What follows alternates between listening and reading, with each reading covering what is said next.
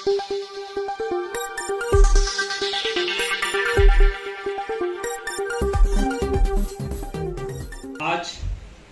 छत्तीसगढ़ अजास के 2 दिवसीय चिंतन शिविर के अंतिम दिन में कार्यक्रम के मुख्य अतिथि सम्माननीय सरजिया मीन साहब,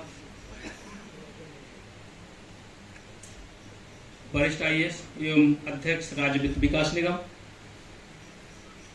उपस्थित उनके साथ आए हमारे आदरणीय रिटायर्ड DJ आदरणीय मीन साहब, आदरणीय TR खूंटे साहब, आदरणीय डॉक्टर नीरज सेंडे साहब, आदरणीय श्री त्रिभुवन दास साहब, श्री ललित जांगड़े जी, श्री आंचल खत्रे जी और आप सबके लाडले प्रांतीय अध्यक्ष डॉक्टर लक्ष्मण भारती जी एवं आदरणीय मंच उपस्थित मेरे साथियों, भाई बहनों एवं पत्रकार बंधुओं, आज छत्तीसगढ़ अजाक्स ने जो कदम उठाया है, आज पूरे गांव-गांव तक ले जाने की आवश्यकता है पूरे देश में।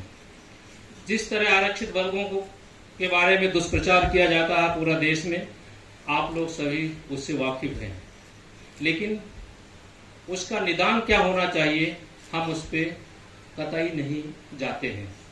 आज जितने भी पूर्व हम सामाजिक आंदोलन को देखें, वो कहीं न कहीं सामाजिक आंदोलन के पीछे अधिकारी कर्मचारियों का हाथ रहा है। इसीलिए जो सरकारें हैं, सिस्टम हमारे विरोध में है, चाहे जुडिशियल सिस्टम हो, चाहे राजनीतिक सिस्टम हो, चाहे प्रशासनिक सिस्टम हो, चाहे सामाजिक सिस्टम हो, सभी हमारे विरोध में अनुसूचित जनजाति के विशेषकर विरोध में काम करते हैं। और उनकी ये अवधारणा रहती है कि चूंकि जितने सामाजिक आंदोलन हुए हैं, राजनीतिक आंदोलन हुए हैं, उनके पीछे कहीं न कहीं अधिकारी कर्मचारियों का हाथ है। ये आंदोलन की बैकबोन है, रीढ़ की हड्डियां हैं। इस रीढ़ की हड्डी को ही तोड़ दिया जाए तो इनके सामाजिक आंदोलन कभी होंगे नहीं। इसीलिए सने सने ये लोग सरकारी जो नियुक्तियां हैं उनको कम करते जा रहे हैं, पोस्ट कम करते जा रहे हैं, जो पब्लिक सेक्टर हैं उनको प्राइवेटाइजेशन कर रहे हैं और आउटसोर्सिंग से भर्तियां की जा रही हैं। लेकिन हम लोग इतने मद होके सो रहे हैं अधिकारी कर्मचारी कि हम लोगों की निद्रा खुल ही नहीं रही। आज देखिए, एयरपोर्ट निजीकरण कर दिया गया, रेलवे को निजीकरण कर दिया गया, कई निगमें बंद कर दिया गया, हमारी पोस्टें 30% 40% कम कर दी गई और मध्य प्रदेश के हवाले में बताया जाए तो 1,04,000 से ज्यादा बैकलॉग 2016 की स्थिति में खाली थे, जो सरकार ने सुप्रीम कोर्ट में एफिडेविट के माध्यम से फाइल किया। मुझे आदरणीय भारती जी ने 2 मुद्दों में बोलने के लिए निर्देश दिए हैं। एक तो संगठन ढांचा और दूसरा सुप्रीम कोर्ट में जो केस चल रहा है उसके बारे में आपके समक्ष जानकारी देना। दोस्तों, शायद आप लोगों को पता होगा कि मध्य प्रदेश अजाक्स ब्लॉक लेवल से लेकर प्रदेश लेवल तक कार्यरत है और चतुर्थ श्रेणी से लेके IAS तक हमारे मेंबर हैं, पदाधिकारी हैं। यदि हमारा चतुर्थ श्रेणी का कर्मचारी पदाधिकारी है और IAS पदाधिकारी है तो हम सेम लेवल बैठते हैं, सेम लेवल में बात करते हैं। इसलिए अजाक्स पूरे देश में एक आइकॉन की ओर बढ़ रहा है। उसी को उदाहरण पेश करते हुए हम लोग नेशनल अजाक्स की परिकल्पना मूर्त रूप प्रयास कर रहे हैं और उसके लिए हम नेशनल अजाक्स के अध्यक्ष के रूप में हमारे जो वरिष्ठ IAS हैं, 91 बैच के हैं, श्री HS मीना, हुक्म सिंह मीना जो है, जो एडिशनल सेक्रेटरी है भारत सरकार में, उनको हम लोग राष्ट्रीय अध्यक्ष मनोनीत किए हैं। दोस्तों,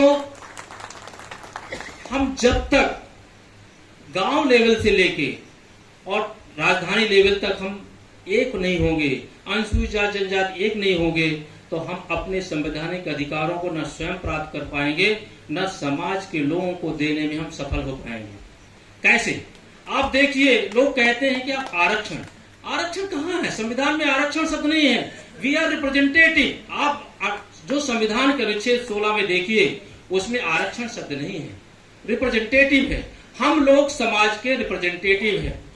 और रिप्रेजेंटेटिव का क्या मतलब है? जैसे आप शादी ब्याह में जाते हैं तो कहते हैं भाई उस परिवार का एक सदस्य आ गया, मतलब उस परिवार के लोग हमारे शादी ब्याह में उपस्थित हुए।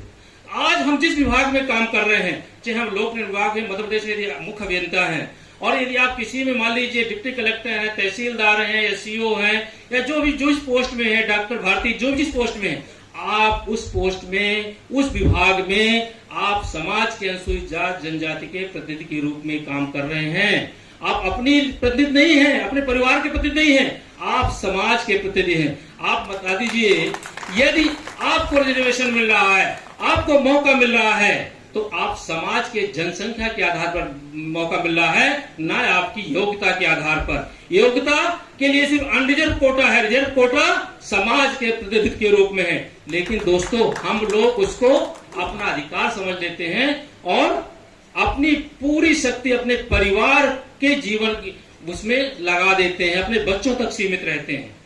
मैं आप लोगों के सामने मध्य प्रदेश का उदाहरण पेश करना चाहता हूं। मध्य प्रदेश 1993 में गठन हुआ। शायद हमारे जो छत्तीसगढ़ के पूर्व प्रांत अध्यक्ष आदरणीय बिन साहब थे, बहुत परिचित होंगे, बहुत वरिष्ठ आईएएस हैं। आई बता रहे थे कि हम आपके लोक विभाग में 82-83 में उप सचिव के पोस्ट में पदस्थ थे। उस समय मैं हायर सेकेंडरी में था, 83 में हायर सेकेंडरी पास किया था, 88 में बी किया हूँ। तो बहुत वरिष्ठ आपके सामने, आप अपने पूरे प्रशासनिक अनुभव आपके सामने बताएंगे। तो मध्य प्रदेश में जो अजास के बारे में बता रहा था, आप लोग कई लोग मध्य प्रदेश में नौकरी किए होंगे। आज मध्य प्रदेश ब्लॉक लेवल से लेके प्रदेश में बहुत सक्रिय है। हर जिले में, तहसील में, ब्लॉक में, संभाग में, प्रदेश में कार्यकारिणी गठित है। ऐसा कोई ब्लॉक नहीं है, कोई तहसील नहीं है जहां मध्य प्रदेश अजास की कार्यकारिणी नहीं हो। और हमारे प्रांताध्यक्ष महोदय जो 89 बैच के आईएएस हैं, वर्तमान में एडिशनल चीफ सेक्रेटरी हैं। हो सकता है यदि आप सभी की सद्भावना शुभकामनाएं रही, हो सकता है 30 नवंबर को जो हमारे वर्तमान चीफ सेक्रेटरी हैं वो चीफ सेक्रेटरी भी बन सकते हैं मध्य प्रदेश के। लेकिन राजनीतिक फैसला है, हम लोगों को आसानी से ऊंचे पदों में बैठाने में बहुत उनको तकलीफें होती हैं कि किसी पार्टी की सरकार हो, कोई भी सरकारें हैं, अनुसूचित जाति जनजाति को उच्च पदों में नहीं देखना चाहती। जहां पॉलिसी बनती है, पॉलिसी मेकर में हम लोगों को इन्वॉल्व करने से कतराते हैं। दोस्तों, संगठनात्मक बारे में हम लोग जब तक एक होकर अनुसूचित जाति जनजाति काम नहीं करेंगे, जैसे हमारे पूर्व वक्ता कह रहे थे, हमारे यदि 5 हाथ में 5 अंगुलियां हैं, 5 अंगुलियों को हम मुट्ठी बांधेंगे और उसमें यदि हम अपने दुश्मन में प्रहार करेंगे तो उसमें कुछ न कुछ असर होगा। यदि हमारे 5 अंगुलियां हैं, एक अंगुली से यदि किसी में प्रहार करेंगे उसमें किसी प्रकार का असर नहीं होने वाला। अभी बता रहे थे हमारे डॉक्टर भारती साहब कि छत्तीसगढ़ में दुश्मन ने बाखूबी से अनुसूचित जाति जनजाति को अलग कराने का लगभग 50 से 60% सफल हो गया है या होने जा रहा है।